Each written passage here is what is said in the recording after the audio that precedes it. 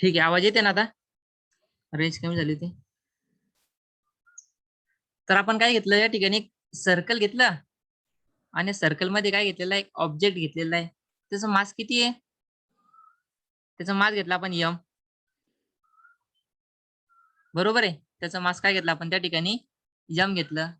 आणि तो काय करतो त्या ठिकाणी, गोल गोल गोल गोल गोल गोल फिरत्या सर्क्युलर पाथ मध्ये. त्याच्यामुळे आपण काय म्हटलं, त्याची व्हेलॉसिटी किती आहे समजा, व्ही आहे. आपण काय म्हटलं, त्याची जी की व्हेलॉसिटी आहे ती किती आहे, व्ही आहे. काय काय केलं आपण या ठिकाणी, सगळ्यात अगोदर एक ऑब्जेक्ट घेतला ज्याचा मास किती आहे, यम आहे. तो एका सर्क्युलर पाथ मध्ये फिरत आहे आणि त्याची जी व्हेलॉसिटी आहे, किती व्हेलॉसिटीने फिरत आहे त्या ठिकाणी, तो व्ही व्हेलॉसिटीने फिरत आहे. आणि त्या सर्कलची जी रेडियस आहे ती किती घेतली आपण समजा त्या ठिकाणी, आर घेतलेली आहे. आणि आपल्याला या ठिकाणी इनवर्स स्क्वेअर लॉ नुसार काय करायचं, ते डेरिव्हेशन सॉल्व्ह करायचंय. सांगा बरं, डिस्टन्स स्पीड व्हेलॉसिटीचा फॉर्म्युला काय असतो, व्हेलॉसिटी किंवा स्पीडचा फॉर्म्युला काय असतो? व्हेलॉसिटी किंवा स्पीड आपण जर म्हटलं, त्याचा फॉर्म्युला काय असतो normally? Distance travel upon time taken.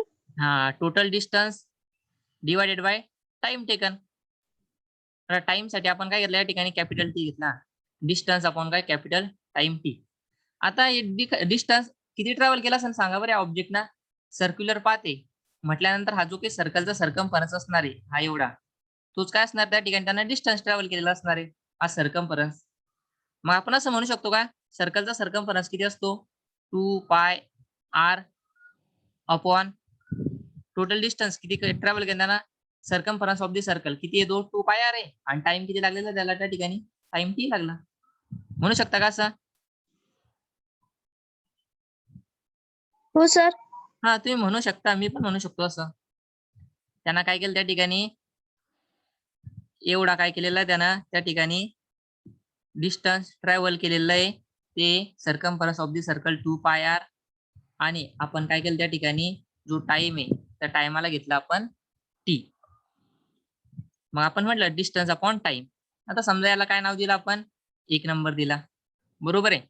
आता नेक्स्ट, आता सर्क्युलर मोशन कंप्लीट करत आहे म्हणजे त्या ठिकाणी कोणत्या प्रकारचा फोर्स अस्तित्वात असतो हे सांगा बरं मला. जर एखादा ऑब्जेक्ट सर्क्युलर मोशन कंप्लीट करत असेल तर त्या ठिकाणी कोणता फोर्स असायलाच पाहिजे. सेंट्रिपिटल फोर्स की ग्रॅव्हिटेशनल फोर्स का वेगळाच कोणता तरी फोर्स? त्या ठिकाणी सेंट्रिपिटल फोर्स असेल की नसेल? तर त्या ठिकाणी कोणता फोर्स असायला पाहिजे, सेंट्रिपिटल फोर्स. कोणता? सेंट्रिपिटल फोर्स, बरोबर आहे. आणि सेंट्रिपिटल फोर्सचा फॉर्म्युला काय असतो, आपण बघितलं, एखादा ऑब्जेक्ट जर सर्क्युलर मोशन मध्ये फिरत आहे, त्याच्यावर मास एम आहे, त्याची व्हेलॉसिटी व्ही आहे, त्याची रेडियस किती आहे, त्या सर्क्युलर पाथची रेडियस आर आहे. तर त्या ठिकाणी जो सर्क्युलर सेंट्रिपिटल फोर्स असतो तो किती असतो, M V square upon R असतो ना. हा फॉर्म्युला बघितला होता आपण अगोदरच. याला नंबर दिला मी समजा 2 नंबर. हा, याला 2 नंबर दिला मी समजा. आता नेक्स्ट काय करायचं, या ठिकाणी ही व्हॅल्यू कशाची भेटलेली आहे, अशी भेटलेली आहे ना, V is equal to 2 pi R upon T, अशी व्हॅल्यू भेटलेली आहे. ती कशाची भेटलेली आहे, व्ही ची व्हॅल्यू भेटलेली आहे, 2 पाय आर अपॉन टी. याला इक्वेशन नंबर 1 होता. सेकंड नंबरला आपल्याला सेंट्रिपिटल फोर्सची फॉर्म्युला काय होता, M V square upon R, त्याला 2 नंबर दिला. आता ही जी की व्ही ची व्हॅल्यू आहे फ्रॉम इक्वेशन 1, ती काय करायची, ह्या व्हीच्या ठिकाणी टाकून द्यायची. काय म्हणू शकतो मग आपण या ठिकाणी, put V is equal to 2 pi R upon T in equation, कोणत्या इक्वेशन मध्ये ठेवायची ती, तर 2 मध्ये ठेवून द्यायची. कारण की 1 ची व्हॅल्यू काय करायची, 2 मध्ये ठेवून द्यायची व्हीच्या ठिकाणी. या व्हीची व्हॅल्यू तिथे ठेवून द्यायची. मग कसं बनल ते, मग F centripetal force is equal to काय भेटलं, centripetal force is equal to काय भेटलं, एम तर घेतलाच आपण.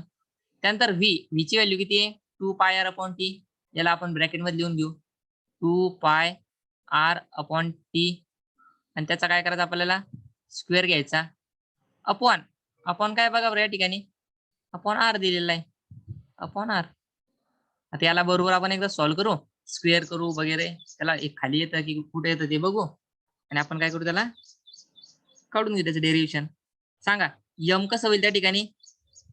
यम जसंच्या तसंच राहील इंटू या 2 चा स्क्वेअर किती होईल या ठिकाणी 4. 4 या पायचा स्क्वेअर किती होईल पाय पाय स्क्वेअर. स्क्वेअर आर चा स्क्वेअर किती होईल या ठिकाणी आर आर स्क्वेअर. बरोबर आहे. अपॉन मध्ये सांगा आता अपॉन मध्ये काय राहील आता टी टी स्क्वेअर. स्क्वेअर हा टी स्क्वेअर वरती आहे म्हणजे तो कोणत्या साईडला जाईल इथं खाली आहे म्हणजे तो याच्या आर सोबत येईल या ठिकाणी का. मग आपण काय घेऊ या ठिकाणी आर जसाच्या तसाच इंटू काय हा टी स्क्वेअर. झाला एवढं समजला. आता नेक्स्ट काय करायचं या ठिकाणी. तर या ठिकाणी आपल्याला एक गोष्ट करायची आहे की इथं आर स्क्वेअर दिलेला आहे आणि खाली आर दिलेला आहे. कट होईल का सांगा बरं. हा स्क्वेअर कट होईल आणि हा आर काय होईल या ठिकाणी कट होऊन जाईल. मग आपल्याला एफ इज इक्वल टू काय भेटलं फक्त एफ सी किंवा एफ इज इक्वल टू काय भेटलं फक्त आपल्याला 4. आता सुरुवातीला घेऊ आपण 4 pi square M into R upon काय या ठिकाणी टी स्क्वेअर. भेटेल का एवढा की वेगळं भेटेल काही. हा एवढंच भेटेल. आता हे जे की इक्वेशन भेटले समजायला नाव काय दिलं मी इक्वेशन नंबर 3 दिला. तर इक्वेशन 3 ला काय करायचं डिवाइड काय करायचं divide and multiply. Divide and multiply by कशाने करायचं मल्टिप्लाय आणि डिवाइड आर स्क्वेअर न. आता समजा मी इथं आर स्क्वेअर न मल्टिप्लाय केलं आणि खाली पण काय केलं आर स्क्वेअर न मल्टिप्लाय केलं डिवाइड केलं. आता इथं कट होईल इथं कट होईल म्हणजे त्याच्यावरती काही फरक पडणार आहे का नाही. त्यासाठी आपण काय केलं डिवाइड पण केलं आणि मल्टिप्लाय पण केलं वरती पण आणि खाली पण आर स्क्वेअर. कारण की त्याच्यावरती +1 -1 एखाद्या याच्यामध्ये जर काही हे केलं +1 घेतला आपण आणि -1 घेतला आन्सर किती येणार त्याचं 0 येणार आहे. मग तसं या ठिकाणी केलं आपण वरती मल्टिप्लाय केला काय आणि डिवाइड केला काय आन्सर येणार आहे जो पण येणार. त्यासाठी आपण ते केलेलं आहे आर स्क्वेअर. आता या ठिकाणी बघायचं एफ इज इक्वल टू काय भेटन एफ इज इक्वल टू 4 जसाच्या तसा पायचा स्क्वेअर जसाच्या तसाच पाय स्क्वेअर जसाच्या तसाच. त्यानंतर इंटू हा यम पण जसाच्या तसाच. सांगा बरं आता हा आर स्क्वेअर इंटू आर काय होईल आर स्क्वेअर इंटू आर आपण काय म्हणू शकतो त्याला आर स्क्वेअर इंटू आर ला काय म्हणू शकता तुम्ही आर क्यूब म्हणू शकता का. हो सर. हा मग त्याला आपण काय म्हणू हा आर स्क्वेअर इंटू आर काय झाला या ठिकाणी आर क्यूब झाला अपॉन अपॉन सांगा T square into R square. R square हा आता मी या ठिकाणी आर स्क्वेअर सुरुवातीला लिहितो फक्त आणि टी क्यूब कुठं टी स्क्वेअरच येतो टी स्क्वेअर इथे लिहितो. आता केपलरचा जो आपला थर्ड लॉ होता केपलर्स थर्ड लॉ काय होता सांगा बरं Kepler's k is equal to t square upon r square third law कसा होता आर तो क्यूब. हा असं होतं ना t square upon r cube is equal to k असं होता ना हो सर. असंच होता सेम हाच होता. आता फक्त काय करायचं याच्यामध्ये हा जो आपण याला जर असं लिहिलं हा कसा होता t square upon r cube is equal to k होता. जर आपण याला असं लिहिलं तर असं होऊ शकतं का दॅट इज आपण असं लिहिलं याला समजा r cube upon T square is equal to 1 upon k असं लिहू शकता का नाही. याला जर उलट केलं तर याच्या वरती काय जाईल 1 जाईल. याला आपण काय म्हणू शकतो केच्या खाली काय समजा 1 आहे याला जर उलट केला तर 1 ला पण आपण वरती घेऊ शकतो ना केच्या ठिकाणी. मग आपल्याला ते कसं भेटेल R cube upon T square is equal to काय भेटू शकतं आपल्याला 1 अपॉन के भेटू शकतं. बरोबर आहे असू शकतं ना सर. मग आता त्याच्याच मध्ये काय येस केलं सर. हा त्याच्याच मध्ये बघा बरं आता थोडस या ठिकाणी बघा इथं आर क्यूब दिलेला आहे आणि इथं टी स्क्वेअर दिलेला आहे. आर क्यूब आणि टी स्क्वेअर त्याचं कसं लिहू शकतो आपण 1 अपॉन टी लिहू शकता का आर क्यूब अपॉन टी स्क्वेअरला तसं. मग बघा या ठिकाणी एफ इज इक्वल टू 4 जसाच्या तसा पाय स्क्वेअर हा यम अपॉन आर स्क्वेअर आणि दोन्हीला काय लिहू शकता एकत्रित तुम्ही आर क्यूब अपॉन टी स्क्वेअरला काय लिहू शकतात इंटू 1 अपॉन मध्ये काय के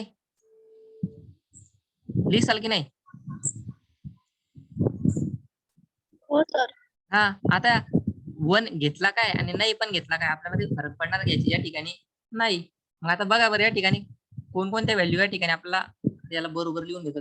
f is equal to 1/r² असं लिहिलं मी. नेक्स्ट आता डिवाइड मध्ये इथं दिलेलं आहे 4π² m/k भेटेल असं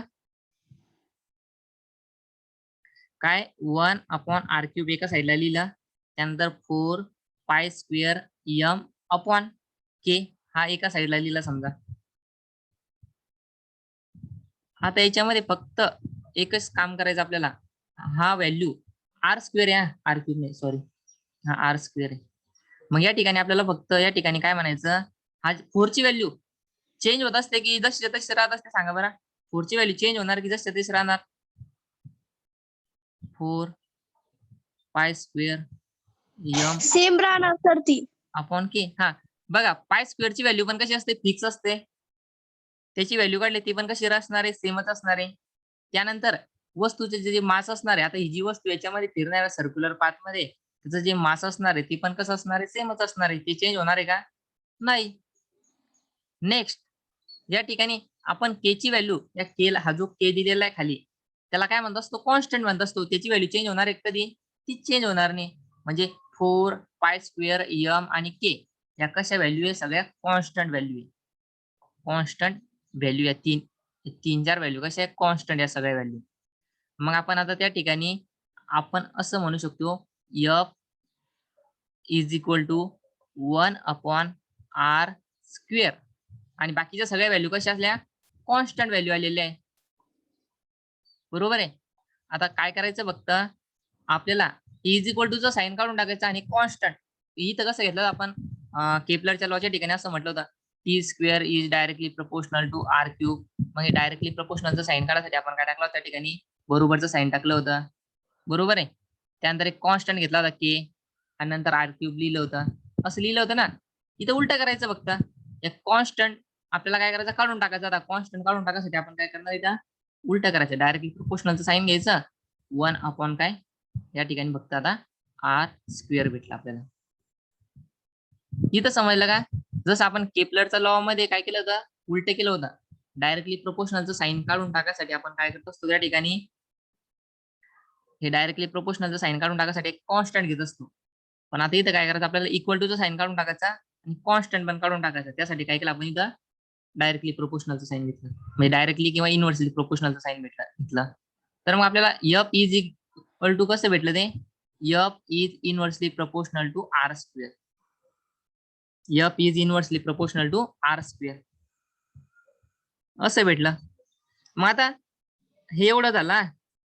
एवढं काय असतं त्याचा, आपला जो हे म्हणत असतो कोणता, इनव्हर्स स्क्वेअर लॉ जो असतो आपला ग्रॅव्हिटेशनचा, त्याचं काय झालं, हे एवढं डेरिव्हेशन झालं. काय करावं लागतं फक्त, काहीच नाही. सगळ्यात अगोदर काय म्हणायचं, या ठिकाणी एक ऑब्जेक्ट आहे, तो सर्क्युलर मोशन मध्ये त्याचा जो काही पाथ आहे तो कम्प्लीट करत आहे. त्याचं मास m, व्हेलोसिटी v आणि त्या सर्कलची रेडियस किती आहे r. नेक्स्ट काय म्हटलं, व्हेलोसिटी म्हणजे काय असतं, डिस्टन्स अपॉन टाइम. डिस्टन्स किती असणार या ठिकाणी, 2πr/t. डिस्टन्स म्हणजे डिस्टन्सला आपण काय म्हटलं या ठिकाणी, सर्कम्फरन्स ऑफ द सर्कल, आणि टाइम तर होताच खाली. Centripetal force, circular motion complete करत, याचा अर्थ त्या ठिकाणी कोणता फोर्स असणार आहे, सेंट्रिपिटल फोर्स असणार आहे. बरोबर आहे. आता सेंट्रिपिटल फोर्स आहे तर तो किती असणार, mv²/r. मग या ठिकाणी व्हीच्या ठिकाणी काय केलं आपण, ही जी की व्हॅल्यू काढलेली ती व्हॅल्यू टाकून दिली. नेक्स्ट आपल्याला इक्वेशन कसं भेटलं, अशा प्रकारचं इक्वेशन भेटलं. त्या स्क्वेअर वगैरे केला यांचा, त्या ठिकाणी r² मधला स्क्वेअर कट झाला, इथं r कट झाला. नंतर काय केलं, हे जे की इक्वेशन भेटलं त्याला r² ने डिवाइड पण केला आणि मल्टिप्लाय पण केला. मग आपल्याला अशा प्रकारे भेटला. मग r³/t² हे असं कुठतरी आपण बघितलेलं आहे. मग त्याला जर आपण हा जो त्याला उलट जर केला तर तो कोणता भेटतो आपल्याला, केपलरचा लॉ भेटतो. t²/r³ बरोबर k भेटत असतं. आपण त्याला जर उलट केला, पुन्हा इनवर्स जर केला, 1/k भेटतं. मग त्याच्या ठिकाणी 1/k ची व्हॅल्यू टाकली, बाकीच्या व्हॅल्यू बघितल्या, 4π² m आणि k ची व्हॅल्यू कशी कॉन्स्टंट आहे. मग आपण कॉन्स्टंट आणि हे इक्वल टू साइन काढून टाकासाठी आपण काय केलं त्या ठिकाणी डायरेक्टली प्रोपोर्शनल किंवा या ठिकाणी इनव्हर्सली प्रोपोर्शनलचं साइन लागले. बरोबर आहे. 1/r² भेटला. मग या ठिकाणी जो सेंट्रिपेटल हा फोर्स कोणता होता? सेंट्रिपेटल फोर्स होता. या सेंट्रिपेटल फोर्स कसा असतो? Inversely proportional to the square of the distance किंवा हा स्क्वेअर ऑफ द डिस्टन्स. आणि आपण सांगा बरं, जो आपण हा बघितला होता युनिव्हर्सल लॉ ऑफ ग्रॅव्हिटेशन नुसार फॉर्म्युला बघितला होता, त्याच्यामध्ये पण कसा होता? इनव्हर्सली प्रोपोर्शनल होता ना. असं म्हटलं ना आपण, F is inversely proportional to the distance between square of the distance between the two object. दोन ऑब्जेक्ट मध्ये जे डिस्टन्स होतं त्यालाच काय म्हटलं होतं? इनव्हर्सली प्रोपोर्शनल म्हटलं होतं. मग इथं d² म्हणजे डिस्टन्स होता, या ठिकाणी पण काय r² म्हणजे डिस्टन्स होते. तर मग याच्यानुसार काय झाला होता? जो आपला युनिव्हर्सल लॉ ऑफ ग्रॅव्हिटेशन होता तो काय झाला होता? या ठिकाणी प्रूव्ह झाला होता. आणि हा जो काही ग्रॅव्हिटेशनल फोर्स असतो त्याचं काम कोणता फोर्स करत असतो? या ठिकाणी सेंट्रिपेटल फोर्स हा काय करत असतो? या ठिकाणी ग्रॅव्हिटेशनल फोर्सचं काम करत असतो या कंडिशन मध्ये.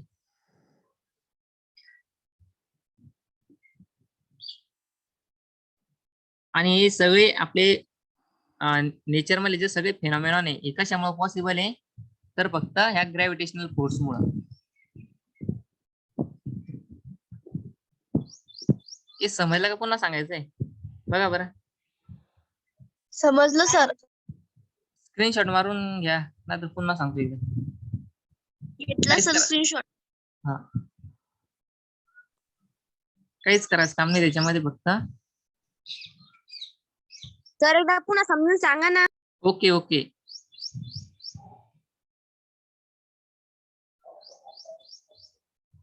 बघा सुरुवातीपासून बघा, आता इथं लिहित नाही मी, फक्त एरो दिसत आहे ना? दिसत नाही एरो? हा दिसतो एरो. बघा आपल्याला काय बघायचंय? इनव्हर्स स्क्वेअर लॉ, याला ऑफ ग्रॅव्हिटेशन पण म्हणू शकतो तुम्ही, म्हणजे ग्रॅव्हिटेशनच म्हणत असतात याला, inverse square law of gravitation. Suppose काय केलं आपण, या ठिकाणी एक ऑब्जेक्ट घेतलेला आहे, त्याचा मास किती आहे? m घेतलेला आहे, आणि तो एका सर्क्युलर पाथ मध्ये काय करत आहे? फिरत आहे. एका सर्क्युलर पाथ मध्ये काय करत? तो फिरत आहे. त्याची व्हेलॉसिटी किती आहे त्या ठिकाणी? v आहे, आणि त्याची रेडियस किती आहे त्या ठिकाणी?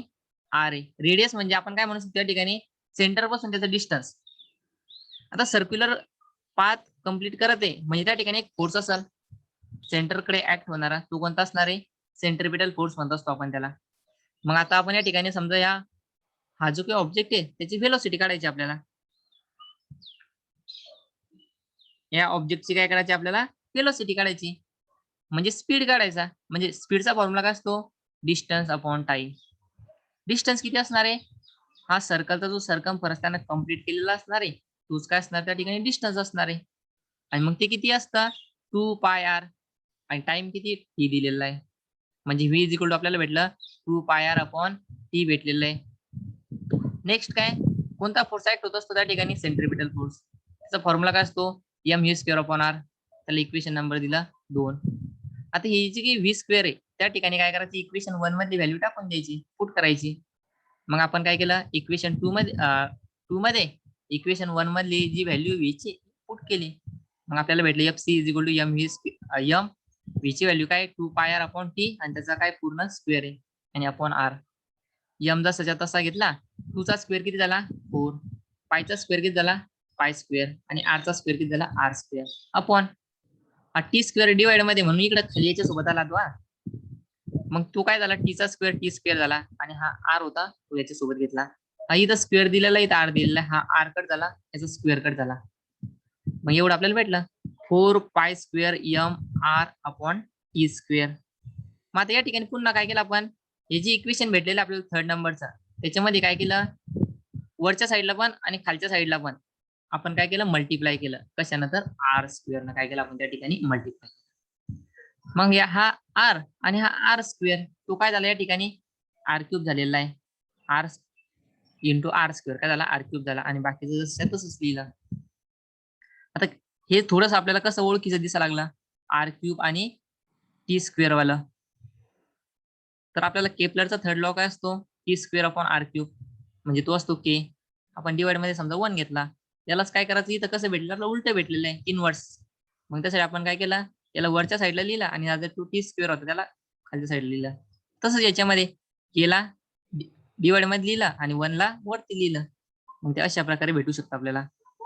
मग याच्या ठिकाणी आपण काय केलं फक्त 1/k ची व्हॅल्यू पुट करून दिली याच्या ठिकाणी 1/k. मग याच्यामध्ये बघायचा 4 पाय स्क्वेअर m आणि हा k, या सगळ्या व्हॅल्यू कशा आहे कॉन्स्टंट आहे. मग जसं आपण टी स्क्वेअर ही directly proportional to r cube करत असतो, हे डायरेक्टली प्रोपोर्शनलचं साइन काढून टाकासाठी आणि इक्वल टू साइन टाकासाठी काय करत असतो, एक कॉन्स्टंट घेत असतो. मग याच्यामध्ये काय करायचं फक्त आपल्या याच्यामध्ये उलटा करायचा, जे आपलं इक्वल टूचं साइन आहे आणि कॉन्स्टंट आहे तो काढून टाकासाठी आपण काय केलं या ठिकाणी फक्त कोणता साइन घेतला, इथं डायरेक्टली किंवा इनव्हर्स, आता इथं इनव्हर्स मध्ये आलेला, मग त्यासाठी हे साइन घेतला आपण. तर मग आपल्याला कसा भेटला सेंट्रिपिटल फोर्स इनव्हर्सली प्रोपोर्शनल भेटला. आणि ग्रॅव्हिटेशनल फोर्स पण कसा असतो, जो डिस्टन्स असतो दोन ऑब्जेक्ट मधला त्यालाच कसा असतो, तो इनव्हर्सली प्रोपोर्शनल असतो. मग आपलं एखादं सर्क्युलर मोशन जर कम्प्लीट करत असला तर मग त्या ठिकाणी जो सेंट्रिपिटल फोर्स असतो ते कशाचं काम करत असतो, ग्रॅव्हिटेशनल फोर्सचं काय करत असतो, तो त्या ठिकाणी काम करत असतो. द ग्रॅव्हिटेशनल फोर्सचं काम कोणता फोर्स करत असतो त्या ठिकाणी, सेंट्रिपिटल फोर्स. इमॅजिनरी फोर्स समजला असणार का? हो सर समजलं. ओके, आज एवढंच सॉल्व्ह करून बघायचं 2-3 वेळेस, एकदा बघून करायचा आणि एकदा दोनदा बिना बघता करायचा, त्याच वेळेस जमल ते महत्वाचं असतं या.